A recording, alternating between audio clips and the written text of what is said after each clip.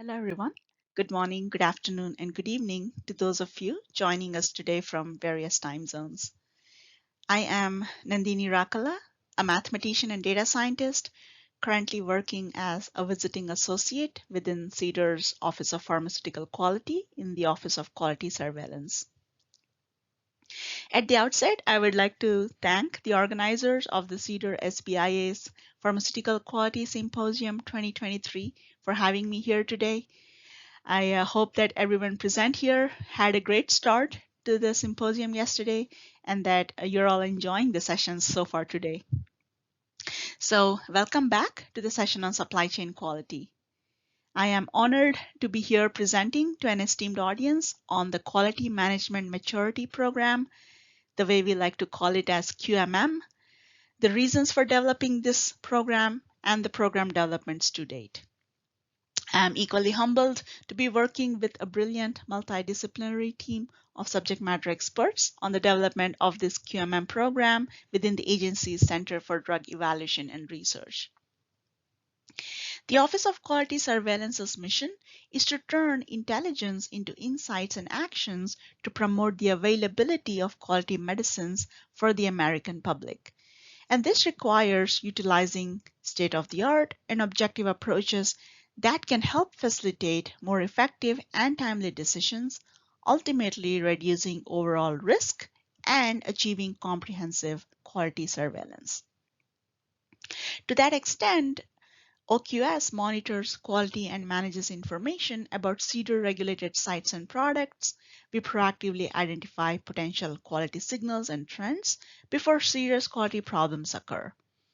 We also continuously improve surveillance programs by applying innovative methods and novel techniques, utilizing intelligence collected and analytics to make data-driven decisions that can further reduce risk to patients. FDA's Center for Drug Evaluation and Research is establishing a program to promote quality management maturity at drug manufacturing establishments.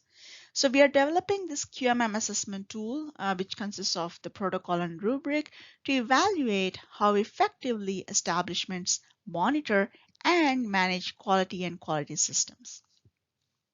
The QMM program aims to encourage drug manufacturers to implement quality management practices that go beyond current good manufacturing practice requirements. With that, the goals of this QMM program are fourfold. Number one, it is to foster a strong quality culture mindset.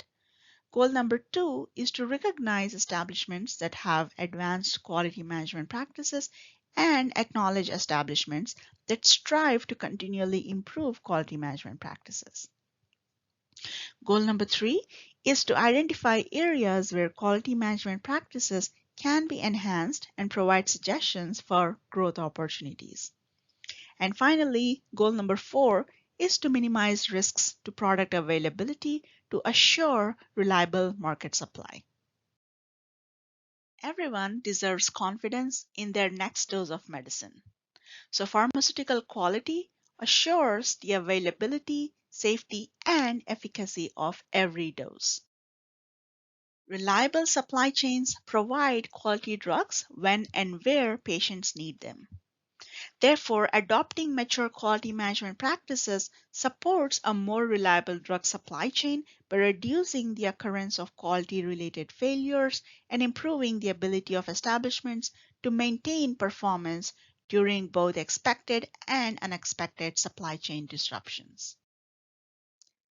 So before we dive deeper into understanding QMM, let us first talk a little bit about the background that paved the path to QMM. Back in 2019, the Multi-Agency Federal Drug Shortage Task Force published its report on drug shortages, which identified root causes and potential solutions. The report found that 62% of drugs that went into shortage between 2013 and 2017 were linked to manufacturing or product quality issues. These issues included substandard manufacturing establishments and quality defects in finished products. Now, quality issues continue to be the leading cause of supply disruptions. And resolving these problems requires establishments to devote time and resources to implement remedial actions. Therefore, the Drug Shortage Task Force identified that one of the contributing factors to drug shortages is the failure of market to recognize and reward manufacturers with mature quality management systems that promote the early detection of quality problems as well as the proactive optimization of business operations. So the enduring solution was to incentivize drug manufacturers to invest in QMM, and therefore the participation in the QMM program will be voluntary. All right, so now it is important we clarify what a QMM assessment is and what it isn't. Right, so first, a QMM assessment is not intended to be used in lieu of or as a surrogate for establishment inspections, and it does not evaluate compliance with CGMP. It is also not a reflection of product quality, as all products approved by the FDA and the associated establishments approved to manufacture them meet certain quality standards. Therefore, a QMM assessment is an evaluation of an establishment's quality practices. And drug manufacturers achieve higher levels of maturity when they successfully integrate business and manufacturing operations with quality practices and technological advancements to optimize product quality, enhance supply chain reliability, and drive continual improvements. Therefore, quality management maturity can best be thought of as an umbrella program, as depicted in the slide here, that includes many different processes, practices, and behaviors, such as enhanced pharmaceutical quality systems, quality culture, productivity optimization, customer experience, advanced analytics, sustainable compliance, and quality metrics, among others. QMM assessment is an evaluation of an establishment's quality practices, which will identify and assess above the bar behaviors. So here we are talking about attributes of an advanced quality system, which will also promote continual improvement by identifying opportunities for growth. So quality excellence is patient-driven, culturally embedded, and built into the processes and behavior of an organization. So the QMM of a drug manufacturing establishment may be best evaluated by a team of assessors using a standardized protocol. So to that extent, CDER is developing a prototype assessment protocol covering 5 practice areas. So here is a framework outlining our current thinking on certain practice areas and a few examples of elements within those practice areas. To start with, the first practice area is on leadership and its commitment to quality. Well, some of the elements that we are thinking about here are management's review and responsibility and resource management, addressing things like quality planning and looking at how objectives are holistically tied to the management review process. The second practice area is on business continuity, about how resilient is the establishment, right? Questions such as how are they minimizing availability risks? For example, the pandemic has showed us how vital the supply chain is and the need for resiliency. So here are questions such as how is the establishment performing supply planning? How is the manufacturing strategy and operations connected to that, and so on. The third practice area is on technical excellence. Here, we've been thinking about elements such as data governance and process optimization, addressing questions such as do establishments have systems and governance structures in place? For example, digital frameworks to enable advanced analytics and proactive processes. Do they use these data to optimize processes and leverage advanced technologies, and so on. The fourth practice area is on advanced pharmaceutical quality system. So things such as CAPA activities, change management, right? And here it is important to note that we would not be addressing these things in the same way as a routine CGMP inspection, but instead we are looking at the behaviors, habits, and attitudes in managing these activities at the pharmaceutical manufacturing site, utilizing patient focus and patient-centric priorities. And the final practice area is on employee empowerment and engagement. Here, questions such as, how are employees rewarded and recognized? For example, do they get rewarded for alerting management to potential issues? Do operators and all staff understand how the product is used by patients and their overall impact on outcomes, and so on?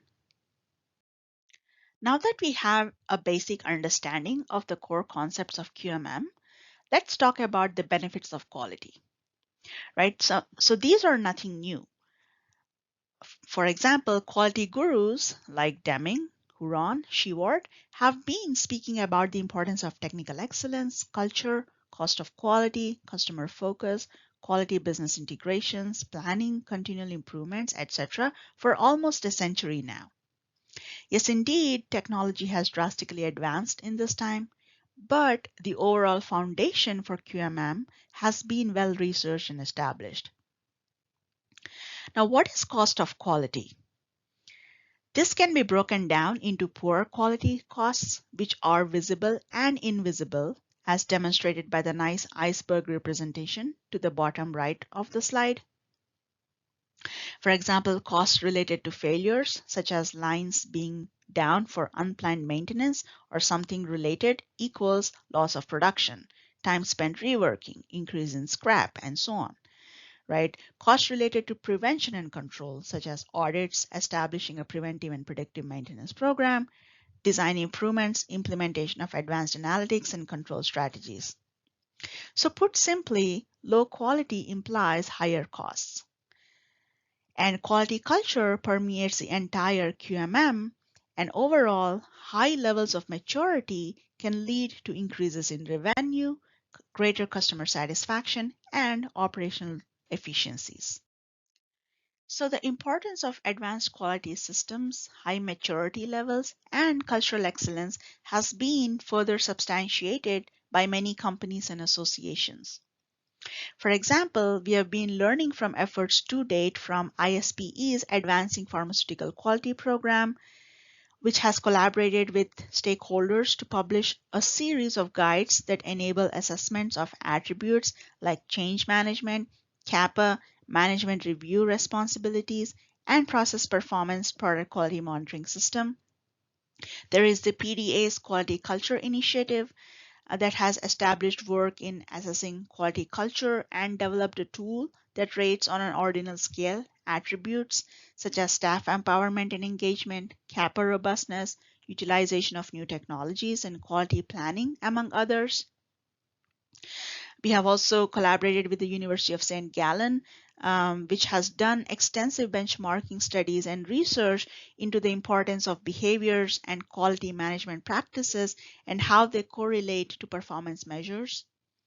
FDA's CDRH has a case for quality pilot program with the industry. There's also the Dun & Bradstreet, which executed a quality benchmarking study to characterize the state of quality management practices and their relationship with performance metrics, right? So all of these efforts are clear indicators of the importance of advanced quality management practices. Now let's talk about the road to FDA's QMM program. In February of 2020, CDER sponsored and participated in a workshop that was held by the Duke Margolis Center for Health Policy at Duke University. And this workshop was on understanding how the public perceives and values pharmaceutical quality. Stakeholders represented at this workshop included patients, healthcare providers, purchasers, pharmacies, and payers. Now, these stakeholders identified three key areas for future work and collaboration across the stakeholder community. These key areas included assessing perceptions surrounding quality to improve communications, improving transparency, and developing quality ratings. Also, the 2021 White House report on building resilient supply chains, as well as the 2022 National Academy of Sciences report on building resilient medical product supply chains, recommended development of such a framework and rating system in conjunction with other stakeholders, including industry and academia, to measure an establishment's QMM. So now let us talk about some of the recent milestones and publications related to QMM. So between October 2020 and March 2022, CDER worked with third-party contractors to execute 2 pilot programs aimed at assessing the QMM of drug manufacturing establishments. The first pilot program involved 7 domestic establishments responsible for manufacturing finished dosage form products, and the second pilot included 8 foreign establishments that produce active pharmaceutical ingredients. These pilots provided valuable insights to CDER for developing a protocol to assess QMM, understanding assessor behaviors, and gathering participant feedback on assessment questions, reports, and outcomes. In April of last year, FDA published a white paper on the QMM program, which described key considerations for developing the QMM program and also identified 6 stakeholders, namely the 6 Ps, the patients, purchasers, payers, pharmacists, healthcare providers, and pharmaceutical manufacturers. Last May, the FDA held a 2-day QMM workshop that was open to the public and included presentations by agency representatives, participants from both pilot programs, and representatives who shared perspectives from purchasing organizations and pharmacies. A quality benchmarking study was further conducted, demonstrating a positive correlation between robust quality management practices and supply chain resiliency, and this was published back in October. And in November, the Pharmaceutical Science and Clinical Pharmacology Advisory Committee, which consisted of members largely from industry and academia, voted unanimously in support of the development of FDA's QMM program. And as of my talk today, there is another white paper that has been published by CDER's QMM program on practice areas and prototype assessment protocol development. Therefore, stakeholder engagement continues to be an essential part of developing CDER's QMM program. When it comes to operationalizing a QMM program, it requires budget, logistical, mechanical, mathematical, and communication considerations, right? So we've been putting a lot of thought into some of the future operational considerations as listed in the slide here. Things such as the eligibility criteria for the establishments, whether the assessments will be executed by FDA or third party, or would that be a hybrid, for example. Things such as, will this assessment be done on-site or virtually? Although the lessons learned were strictly from a virtual perspective due to COVID, the agency does understand the clear advantages when conducting face-to-face engagements. Talking about the incentives for participation, things for consideration also include the reassessments. For example, do we have to consider some type of time since last assessment waiting when connecting it to the incentive? Also, what would drive those reassessments, right? Would those be solely based on time, or would there be other factors that we observe in the post-market space that would drive the reassessment needs? Would there be scope considerations based on the reason for the reassessment? So there has been a lot of communications back and forth, and we've also been engaging with stakeholders to understand what these parameters would look like and what the metrics to assess program success and the impact on quality would look like. And here's an example of stakeholder feedback which we received on QMM benefits. I believe this is from the May 2022 workshop. And interestingly enough, the majority of respondents to a poll during that workshop indicated that the greatest benefits of FDA's QMM program were the identification of areas for continuous improvement and better insight into the supply chain. And that these benefits outweighed FDA incentives or the ability to use the results of the assessment for marketing purposes was quite interesting. All right, so before I conclude my presentation by talking about how QMM is valuable to all, I would just like to take a couple seconds here to talk about some of the common misconceptions with regards to QMM. The first one is that QMM assessments are distinct from the collection of quality metrics, which stands for QM. Now, quality metrics are quantitative data that are collected and reviewed by establishments to determine the capability and effectiveness of manufacturing processes and systems. On the other hand, QMM assessments are qualitative and focus on the approach, which includes understanding why the establishments select and define specific metrics for monitoring and how they leverage data to drive continual improvement. Therefore, as I spoke to one of my earlier slides where we talked about the umbrella diagram as to how QMM is a function of several elements, one of it being quality metrics. So therefore, QMM simply does not equal to QM. The second point that I would like to stress here is that a QMM assessment is not intended to be used in lieu of an establishment inspection, and it does not evaluate compliance with CGMPs. And third, and the final misconception is that QMM outcome is a measure of product quality. So I would like to clarify that a QMM outcome is not a measure of product quality. It is an evaluation of an establishment's culture, mindset, behaviors, and quality practices. With that, I would now like to conclude my presentation by emphasizing that QMM is valuable to all, including the FDA, the patients and consumers, the manufacturers, the healthcare professionals, the pharmacies, and the purchasers and payers. Therefore, QMM program is not to be perceived as an additional burden or requirement. It is in fact integral to the quality system of an organization. The QMM program seeks to promote a strong culture of quality, recognize establishments with robust quality management practices, and provide support and recommendations for areas where quality management practices can be enhanced. So through this program, industry participants and QMM assessors can work together to drive proactive continual improvements in the pharmaceutical industry. And no one can do this alone, as quality is everyone's responsibility. So let us work together as a team to assure global pharmaceutical quality to improve the lives of patients and consumers. And the QMM program is one step in that direction. Thank you everyone for letting me borrow your time and attention for the past 25 minutes or so and making it this far. I would be happy to answer any questions that you might have during the panel discussion, and I look forward to receiving your feedback. Thank you very much. Hello, thank you for attending this presentation.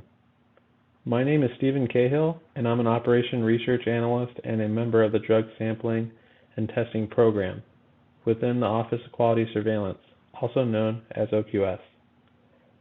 DQST is an important function of the FDA. It helps maintain the safety and quality of drugs distributed into the U.S. market. What I'm going to be addressing today in my presentation describes how the DQST team utilizes a risk-based drug selection process to select and identify possible defective or potentially harmful products and keep them out of market. The risk-based selection process is how DQST selects products and firms for testing. And today, I'm going to walk through how it works. To start my presentation, I'm going to give an overview of the specific topics I will be covering. First, I'll cover the OQS vision and mission. Then I'll describe what is the DQST program itself, what is it, and what is its objective. Then I'll review the types of sampling and testing assignments the DQS team issues. These are the marching orders. Then we'll transition to discuss high level of the DQST risk-based assessment process itself. Then introduce some of the key collaborators of the DQST.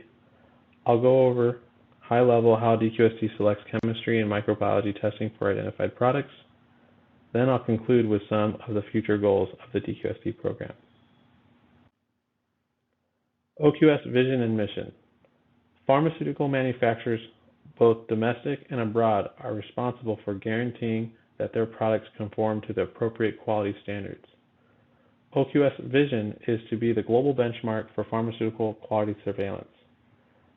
Our mission is to utilize broad and intricate intelligence to form insights and action plans, and to promote the availability of quality medicines for the American public.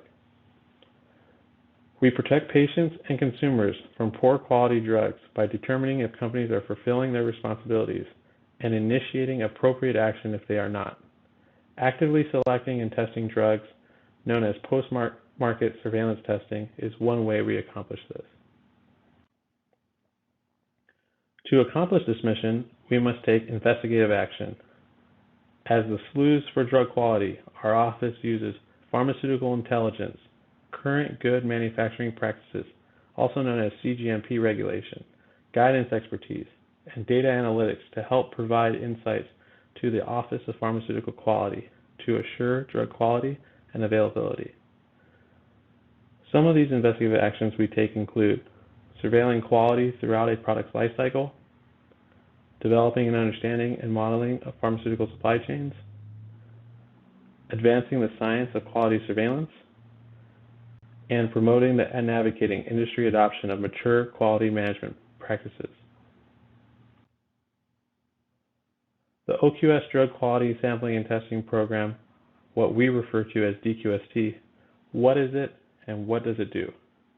DQST is a team of data scientists, experts, chemists, interdisciplinary scientists with the common goal of protecting the American public by working together and sharing knowledge and expertise to surveil the pharmaceutical marketplace and identify defective, harmful, or otherwise problematic drug products that may pose a quality and/or safety risk to the U.S. patients and consumers. DQST serves as an integral part of FDA's post-market surveillance program. This means we are looking at drug products that have been approved or are otherwise in the U.S. market. The type of drug products being identified include prescription drug products, over-the-counter drug products, and active pharmaceutical ingredients. We are not only surveilling the domestic manufacturers, but we are also conducting surveillance in foreign manufacturers that distribute products in the U.S. market. DQST team selects and identifies these potential problematic drug products through a thorough and intricate risk-based sampling and testing program. We primarily utilize 3 types of sampling and testing assignments. What are the 3 primary types of sampling and testing assignments the DQST team issues? The 3 primary types of sampling and testing assignments issued by the OQS DQST team are domestic, import, and for cause. The first type, domestic sampling and testing. For these assignments, samples are collected within the U.S. The second type is import sampling and testing. These assignments, samples are collected at the U.S. port of entry. The third type is for cause sampling and testing. These assignments differ from domestic and import assignments as they are typically high priority, targeted products and firms with known or potentially significant public health risks. Now, I'm going to cover in high-level detail the DQST risk-based assessment process. This process is primarily 2 stages, firm ranking and product ranking. In the first stage, firm ranking, the DQST team starts by conducting a firm assessment. These assessments entail reviewing historical inspection outcomes, products manufactured, and other risk factors such as natural disasters that may have impacted firm operations. An additional step is taken for foreign firms. The DQST team will look for shipment patterns and the status of import alerts, and take this into account as part of the firm ranking process. The DQST team will use the culmination of these reviews to rank the firms for potential sampling and testing assignments. In the second stage of the risk-based assessment process, product ranking, the DQST will carry out two steps. These steps include conducting an evaluation of post-market reports for products and a recall and drug shortage assessment. In step 2, evaluation of post-market reports, DQST will review quality defect reports gathered from different data streams, one example being MedWatch, and evaluate these reports for any defect signals and trends that would merit sampling and testing. In the third step, recall and drug shortage assessment, DQST will assess FDA databases for recalls and shortages to identify products of interest. Recently resolved drug shortages and recalls are also evaluated for products for sampling. The reason for this would be a sample product to confirm the effectiveness of corrective actions that may have been implemented in response to a recall and/or shortage. The DQST team will use the culmination of these evaluations and assessments to rank products for potential sampling and testing. At this point, the DQST team has a list of ranked products and firms that are viable for sampling and testing.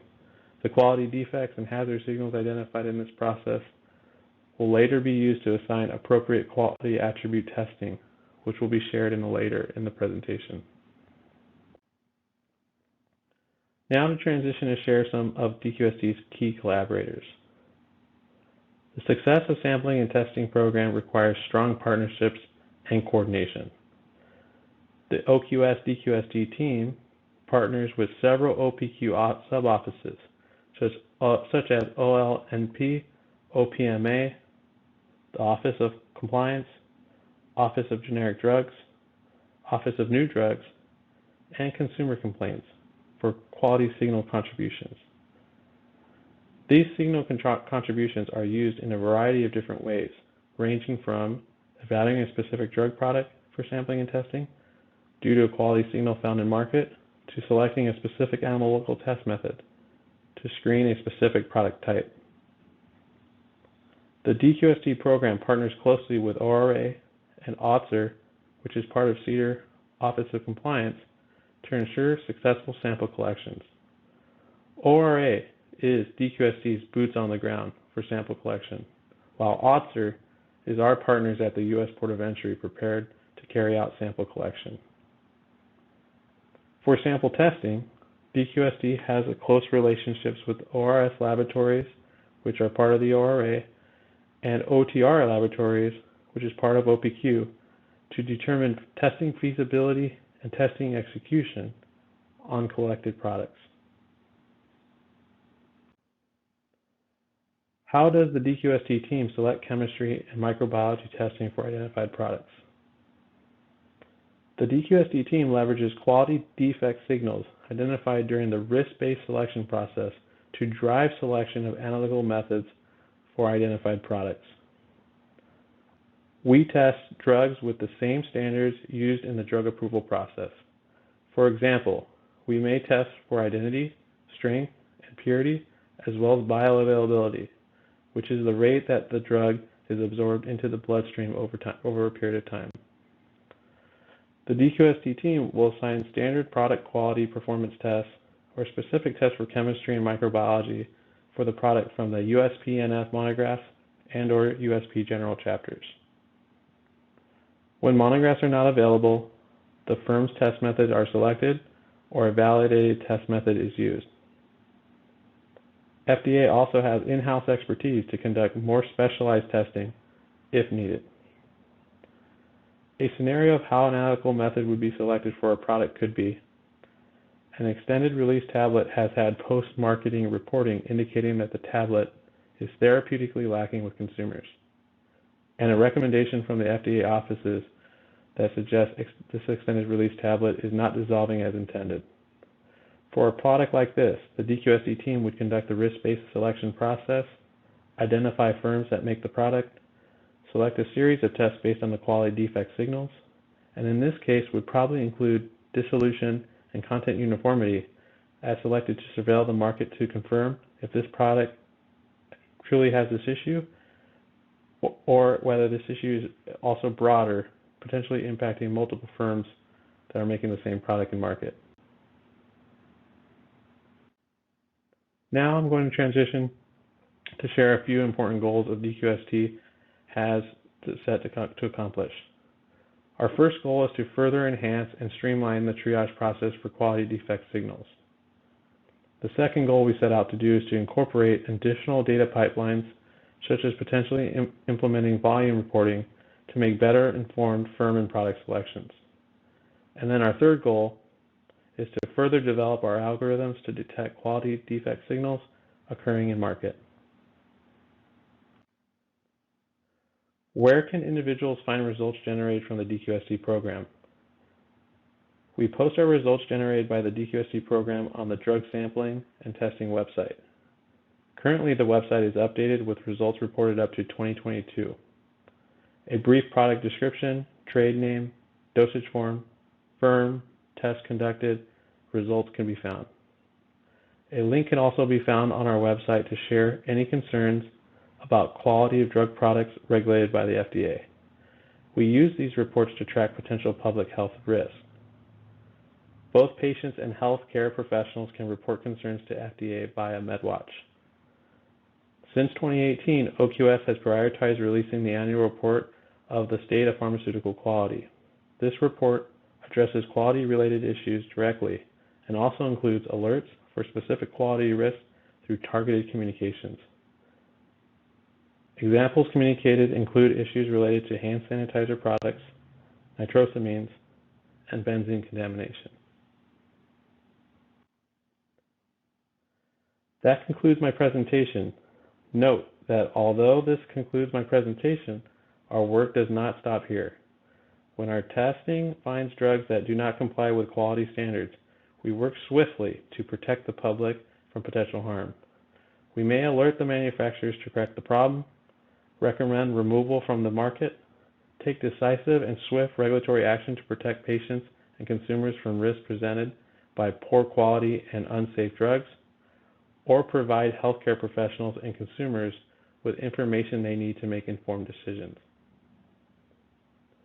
Thank you for attending this presentation, and I look forward to hearing your questions as part of our panel Q&A discussion. Thank you. Good morning. My name is John Wan. I'm a supervisor in the Division of Quality Data Science under the Office of Quality Surveillance. Today, I will discuss CDER's site selection model, its purpose and objective, as well as factors considered in the model. FDA implemented the risk-based approach to prioritize human drug manufacturing sites for routine cGMP surveillance inspection in 2005. It replaced the previous approach, which was primarily based on biannual inspection frequency. The risk-based inspection frequency for all sites promote parity in inspectional coverage and the effective and efficient use of FDA resources to address the most significant public health risk. The SSM is reviewed annually and governed by the SSM Steering Committee. This process encourages continual improvement by assessing the SSM's risk factors, weights, and methodology, and then identify area for improvement and modification. Here's today's learning objective. Identify the section in the Federal Food, Drug, and Cosmetic Act where a risk-based schedule is codified. List the factor used in the CDER risk-based site selection model. CDER's risk-based site selection model operation. The SSM considers risks to drug quality as may arise from violations of cGMP requirements. The SSM uses risk factors to generate CDER site surveillance inspection list. The SSIL prioritizes sites for routine surveillance inspection. The Food and Drug Administration Safety and Innovation Act of 2012 amended Section 510 of the FDNC Act with the requirement that FDA inspect drug establishment in accordance with a risk-based schedule that considers establishments' known safety risk. Section 510 of the FDNC is later amended by the Food and Drug Omnibus Reform Act of 2022 with additional risk factors. Here are the risk factors stated in Section 510 of the FDNC Act. The compliant history of the establishment. The record, history, and nature of recalls linked to the establishment.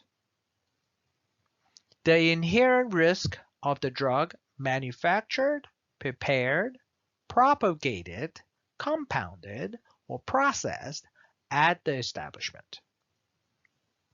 The inspection frequency and history of the establishment, including whether the establishment has been inspected pursuant to Section 704 within the last 4 years. Whether the establishment has been inspected by a foreign government or an agency of a foreign government recognized under Section 809.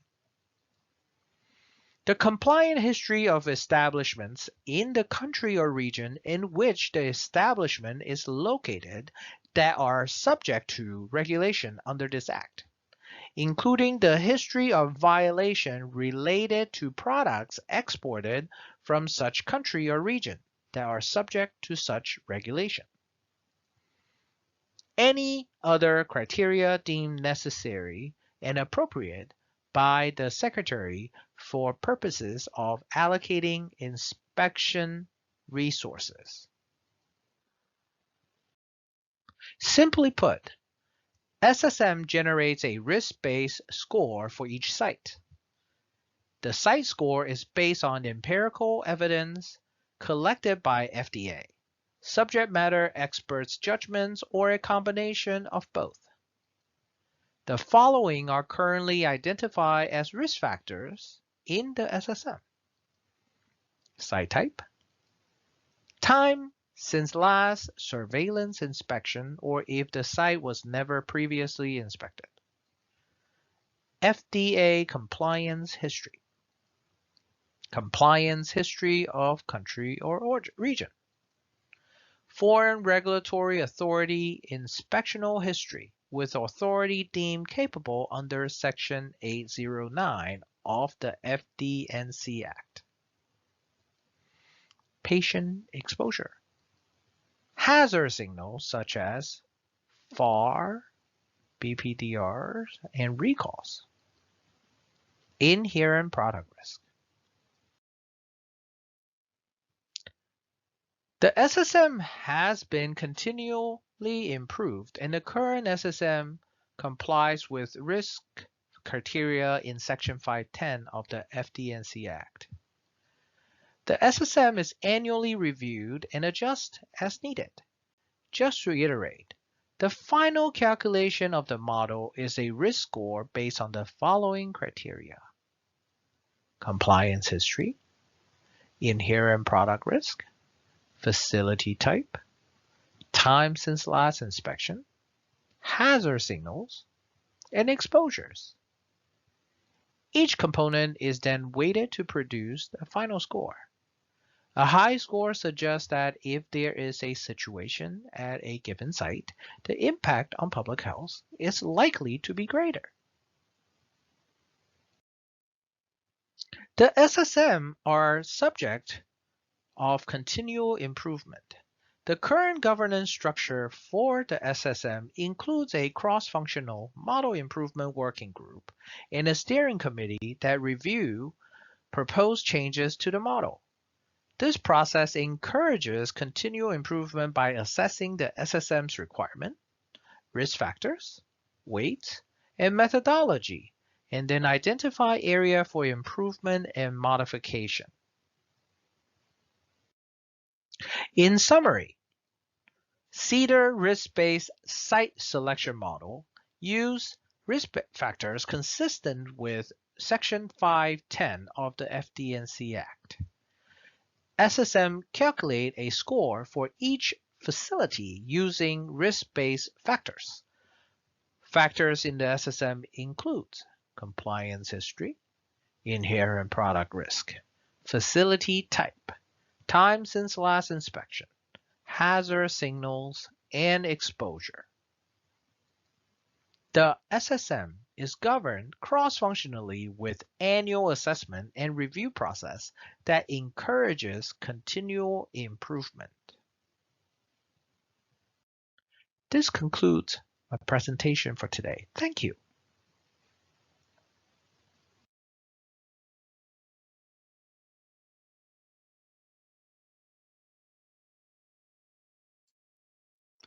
Thank you for the great presentations. We'll give our presenters a moment to connect their mics and activate their video options. I'd also like to welcome to the panel Dr. Wendy Wilson, Deputy Office Director in the Office of Quality Surveillance and OPQ. As a reminder, if you haven't submitted your questions into the Q&A chat pod, please do so now.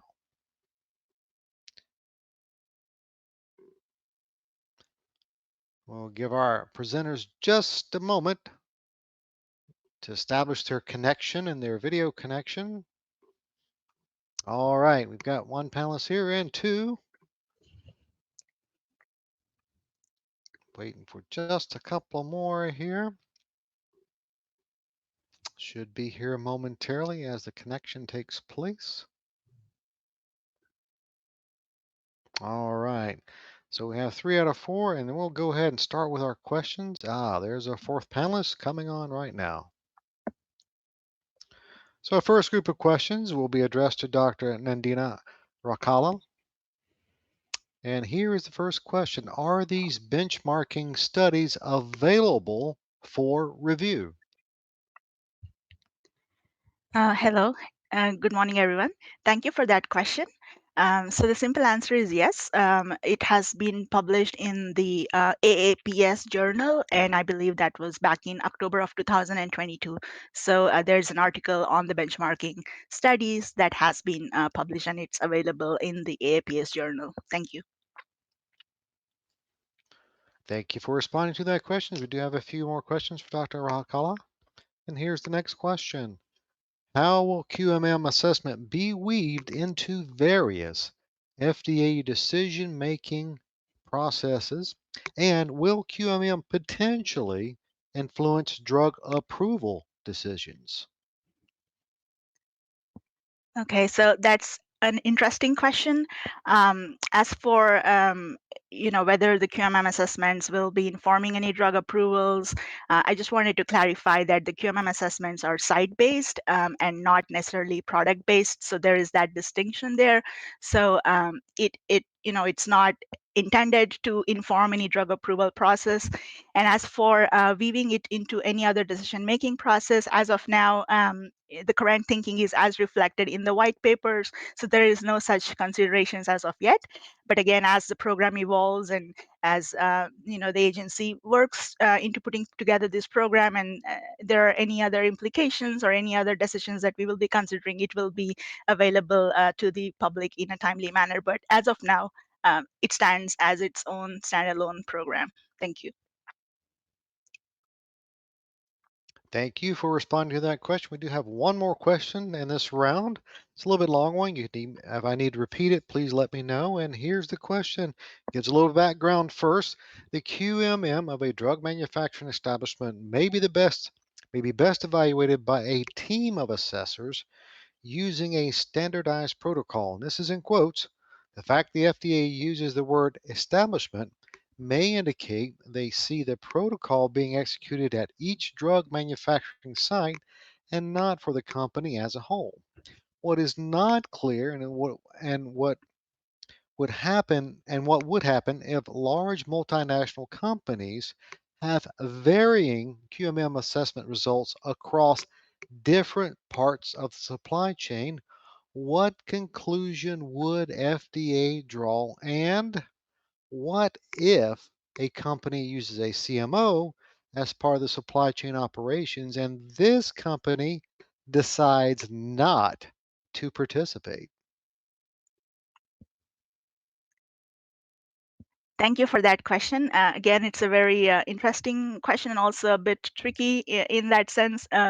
So I think I can try to simplify it a little bit here and say that yes, QMM assessments are site based. So whichever site voluntarily decides to participate, that will be the site that will be assessed on their QMM.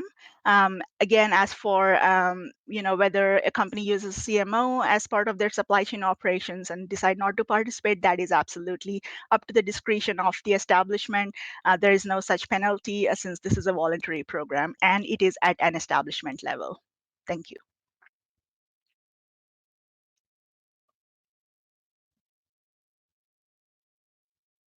Thank you for responding to that question. We just had one more question come in for Dr. Rakala, and we'll try to squeeze this in before we move on to the next panelist.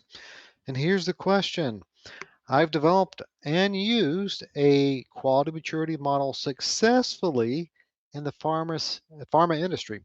How can I share that model with the current initiative underway by the FDA? Uh, Again, thank you for a great question. And I'm sure this is a burning question in many people's minds where they would like to any feedback for the agency to send a friendly reminder to everyone present here today that the agency recently published a docket, and I believe that was as of September 15th of 2023, and this is to solicit additional feedback from the public on CDER's planned voluntary QMM program. So the public is invited to provide detailed comments on all aspects described in the notice. Furthermore, these questions are not exhaustive, so the agency also welcomes other pertinent information to the public that you would like to share on this topic. So I would kindly request you to please take a look at that FRN notice, and I believe it's open for comments. You can submit them either electronically or submit the written comments by December 14th, 2023 to ensure that the agency considers your comments. So I think that would be the best place as of now for you to definitely share any of your learnings and any feedback that you might have on the development of the QMM program. Thank you. Thank you for responding to that group of questions. Moving on to our next panelist, we've got a few questions that came in for John 1. And here's the first question. Can you describe how the model adapts to changes in the environment or to new emerging risks? Thank you, Jeff. This is a great question. So one of the key feature that we continually assess and look at and review our models is to adapt to the changing conditions. So many times we may have different data signals that are becoming more available to us, or we may have, for instance, legislative changes that happens where we need to consider data signals that we weren't considered before. So, for example, the Fedora 2022 added a legislative mandate in the risk factors that we need to consider. And so we want to take a look at what's available to us and what makes sense to us as we continue to make changes to the site selection model. So it's an annual review process and where we look at the conditions and environment currently, as well as what are some changes that needs to happen and must happen. And then we incorporate that into our site selection model. Hope that answered your question. Thank you. Thank you for responding to that question. And we have a couple more questions for John 1. And here's the next question. Is each of the risk factors weighted equally in SSM? So, while I cannot speak very specifically to how it weighed, I can rest assured that under the annual review process, we have to look at what still makes sense or not. I did share that compliant histories, inherent product risk, and a number of risk factors that we align with the law has to be utilized. But the condition on the ground, the environment, help us in decide what makes sense. So, for the lack of better words, It is continuously evolving depending on the situation. And then I wouldn't call it everything equal just because it's equal. And I wouldn't also say that it is not equal. It is something that we change based on the condition.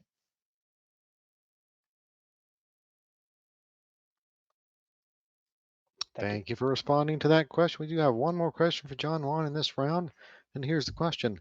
How frequently is the site selection model updated or revised? So,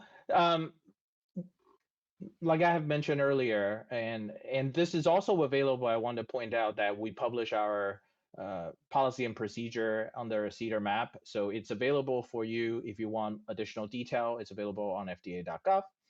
With that being said, how frequent? We have an annual review cycle, and then we also have major changes along the way when there are legislations that happen.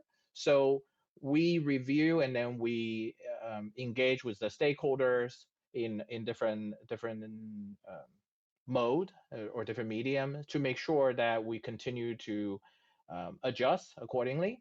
And so to the question of how frequent, at the very least, every year we looked at it. And then there are major changes that happen when we need to, and then we will have a more in-depth engagement with stakeholders to make sure that we incorporate all the changes that's needed when things happen. Hopefully that makes sense. Thank you so much. Thank you for responding to that group of questions. Moving on to our next panelist, we've got a few questions that came in for Dr. Wendy Wilson. And here's the first question for Dr. Wilson. Does DQST make recommendations to consumers based on its findings? Good morning, and thanks for the question. As we shared in the slides regarding the DQST program, we do publish results to our public-facing website for testing that we do conduct. However, the DQST program does not make recommendations to the public. Our results are shared with various groups in the agency where they make determinations about whether or not regulatory action or communication is needed. Thanks for the question. Thank you for responding to that. We do have a few more questions regarding DQST, and here's the next one. What are some opportunities to advance the DQST program? Great question. And again, thanks for that. I think one of the things, as we continue to evolve in our learning of, technology, there are definitely advanced algorithms that we can look into applying, such as natural language processing, some more advanced statistical methods that we can look in terms of signal detection, and also just some additional things that we can do from a technological perspective to help us with triaging the vast number of signal and data points that we get coming into the agency. We are really starting to learn really how to harness the power of big data in the DQST program. And I think once we get a really good handle on that, we will be able to advance the program a lot more. Thanks for the question. Thank you for responding to that question, Dr. Wilson. We do have another one just popped in for the DQST program. What are some strengths of the DQST program? Great question. So first and foremost, I think just the collaboration. So we in DQST are just one small part of a larger drug quality sampling and testing program here at the agency. We work with various centers such as CVM and CBER. We also work very closely with the Office of Regulatory Affairs, as well as their research laboratories here at FDA, such as the Office of Testing and Research and the Office of Regulatory Science and ORA. So collaboration amongst all of the agency components is really strong. Another thing is that the folks who work in this program really do care about trying to make sure that we can detect any problem products that are out on the market so that we can flag them for further consideration for regulatory action. Folks on this team are really committed, and I just want to take this opportunity to say we really do appreciate all of the hard work for the folks that work here on the DQST program. So thanks for the question. Thank you for responding to that question. We have one last question that came in for Dr. Wilson, and here's the question. What is the threshold for triggering testing of a product? Thanks. Yet another great question. So in addition to our annual surveillance sampling and testing assignments, we do have the ability to issue other sampling assignments and responses to developing situations or current information that we may have. The threshold really for us is that we have reliable evidence that there is a potential or real product quality defect that exists that could potentially put patients at harm. So we rely on post-market quality defect data, such as information from inspections, application assessments, as well as other credible sources of intelligence to help us inform our risk-based evaluation. But at any point in time, if we do identify what we consider to be a potential or real threat, we will activate what we need to do sampling and testing. So thanks for the question. Thank you for responding to that group of questions. Moving up to the beginning of our panel, we have a few more questions coming in for Dr. Rakala. And here's the first question. Will QMM scores be tied to each specific manufacturing establishment or each product manufacturing process at each site? Hello, everyone. I hope you can hear me again. Very interesting question. Again, I would like to take this opportunity to reemphasize that the QMM rating is not a measure of product quality. So any such QMM assessments will be tied to an establishment. As such, it will be at the establishment level. So it is not at the product level. I hope that helps answer your question. Thank you. Thank you for responding to that question. And the next question for Dr. Rakala. Is there an anticipated timing for expanding the QMM program beyond the 2022 pilots? Again, another really good question, and I'm sure this is one of vital importance that I would like to take this opportunity to address. As of the next steps, we do plan to test and validate the assessment protocol in the calendar year 2024. So we do have the learnings from the pilots, and as of now, we are also engaging with our different stakeholders and putting together, in a really comprehensive manner, the entire program, drafting an assessment protocol, building any necessary IT systems, along with soliciting important stakeholder input.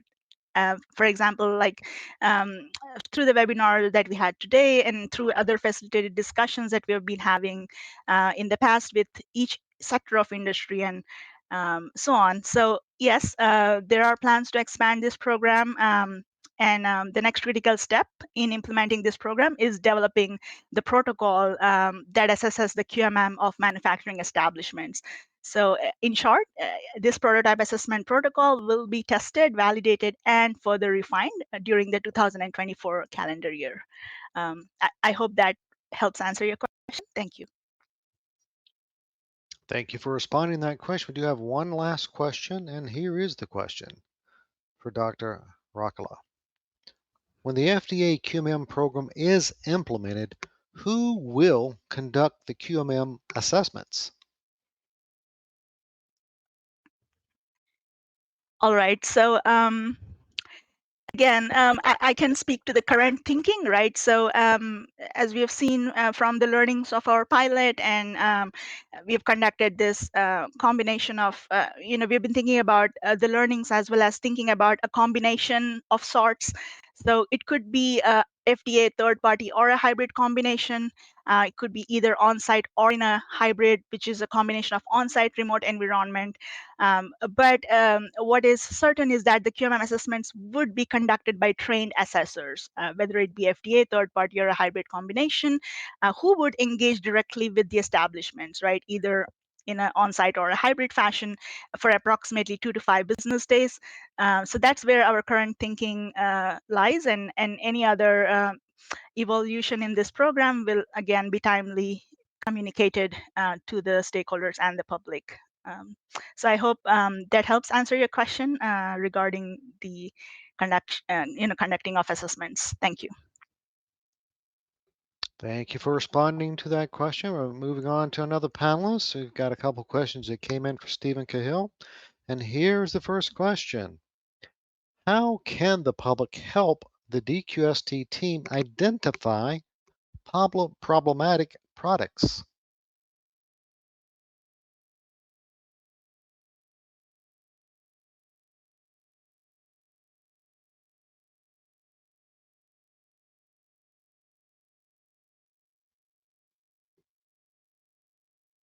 I do apologize, Stephen. We are unable to help hear you right now.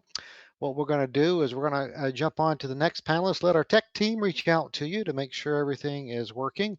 Then we'll loop back around to you. Moving on to John Wan, we do have a couple more questions, and here's the first question. How does the CDER risk-based site selection model incorporate historical data regarding site compliance and potential for harm to the public health? That's a great question. Thank you. Thank you, Jeff. So, as I mentioned, one of the risk factors is compliant history. So, even though I have stressed and earlier continued to mention that we revisit and then we annually review the model, the factor itself for compliant history is continuously incorporated into what we looked at. So, for example, site selection model is issued reviewed at the annual basis, and then afterwards, if a inspection happen, or if there are some regulatory compliance activity that happen for a particular site, that information is automatically feed in to the data signals that we considered, and then it is tracked, and then it is monitored. And so the question of how does SSM incorporate historical data is continual, and then so that we continue to monitor signals and looking at compliance data that are available to us, and so that we continue to look at and then to make sure that the current information is considered, and so to reduce the potential harm to the public health. Thank you. Thank you for responding to that question. We're just checking Stephen Cahill's mic, and I think the tech team's still working with me. So, I got another question for John Wan.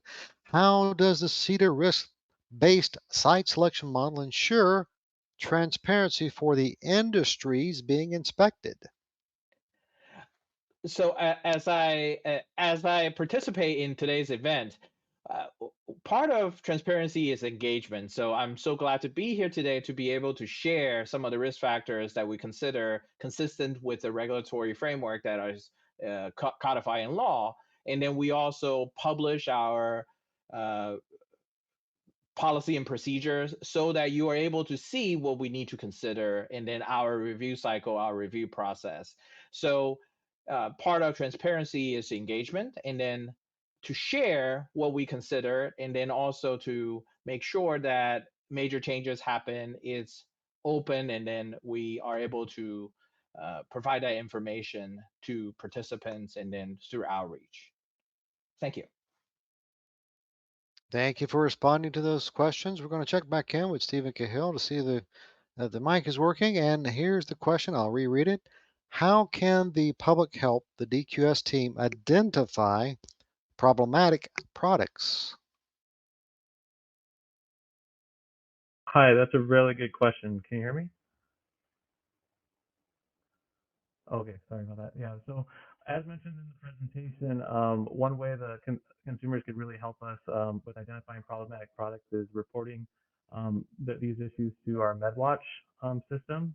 Another opportunity for us to also pick up signals is having consumers report to manufacturers that they're experiencing issues with the products, as well as consumer complaint coordinators. That would be very helpful. Thank you. Thank you for responding to that question. We need you to project your voice a little bit more, Stephen. We're having a little bit of difficulty hearing you, so what we'll do is we'll let you summarize that after I read the next question. Does DQST use statistical sampling plans as part of the program strategy? Thank you for the question. So the DQST program does use statistical sampling plans for some of its studies. However, this is really dependent on the quality defect signal that comes in and sort of what is needed to be evaluated.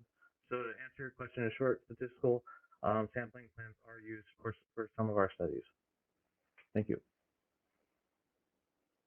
All right, thank you for responding to that question. We're just reviewing some of the other questions that came in right now to see if there are any more that are appropriate. Looks like we have a couple more that just came in for Dr. Rakala. What are the most significant barriers to implementing a robust QMM program, and will it be mandatory?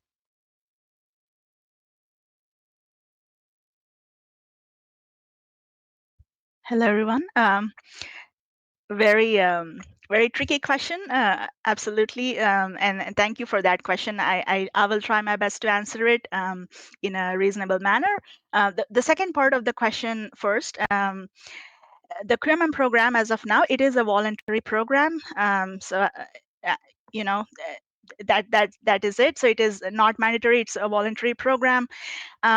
As for the significant barriers to implementing a robust QMM program, I can think of it from two different perspectives. I will definitely talk from the agency perspective and talk about some of the operational considerations and challenges from that standpoint, right? So for example, as of now, right, the program development and rollout are tied to the availability of resources and appetite for the program. So to that extent, we have put careful thought into addressing any misconceptions regarding the QMM program, as I also spoke about earlier in my presentation slides. And we are putting great efforts into constantly communicating and keeping the industry and public up to date with the agency's current thinking on the same. Also through a publication of agency white papers, articles, and the benchmarking studies, webinars, and most recently the latest FRN, which was published in September of 2023, as the development of the QMM program continuously evolves. As for the significant barriers to implementing a robust QMM program from an industry or stakeholder perspective, you have to tell us, and we are here to listen and analyze the risk benefit ratios pertaining to various sectors. And again, one way to submit any comments, any concerns, any feedback that you might have is through the public docket that is currently open, where the agency is soliciting additional feedback from the public on the CDER's planned QMM program. So I hope you will take this unique opportunity to really voice your thoughts and help shape the development of a robust QMM program by the agency. I hope that helps answer your question. Thank you. Thank you for responding to that question. Moving back over to Dr. Wendy Wilson. Dr. Wilson is going to be able to summarize uh, some DQST team identifying problematic product problems and statistical sampling plans in regards to DQST. Yeah, thanks, Ray. We just want to make sure that those in the audience have the information that they need. So with respect to identifying problematic products, the public can help us in a couple of ways. So one, the MedWatch system is definitely a viable way to report issues that you may experience with products. Another way is to report directly to the manufacturer, which then would trigger their requirement to report to us. And then also reaching out to our consumer complaint coordinators working through ORA if you have any issues. With respect to sampling, statistical sampling plans that we use, as Steve said, for some studies where it makes sense, we absolutely deploy statistical sampling plans. Multiple factors are considered when we're thinking about whether or not it makes sense to employ statistics, such as, what kind of signal are we investigating? What is the defect to be tested? What's the number of products or manufacturers that are currently marketing, and other factors? So again, we kind of holistically look at the problem question and the answer that we're seeking and do what makes sense. So for some products and some testing, we do utilize statistics, but for others, it may not make sense. So hopefully that answers both questions. And if you have additional questions, feel free to drop them in the pod. Thanks so much. Thank you for responding and summarizing for us. And that is all the time we have for questions in this Q&A panel. A huge thank you to our presenters and panelists for answering numerous questions that came in. This takes us into our lunch break until 1 p.m. Eastern. Please enjoy your lunch.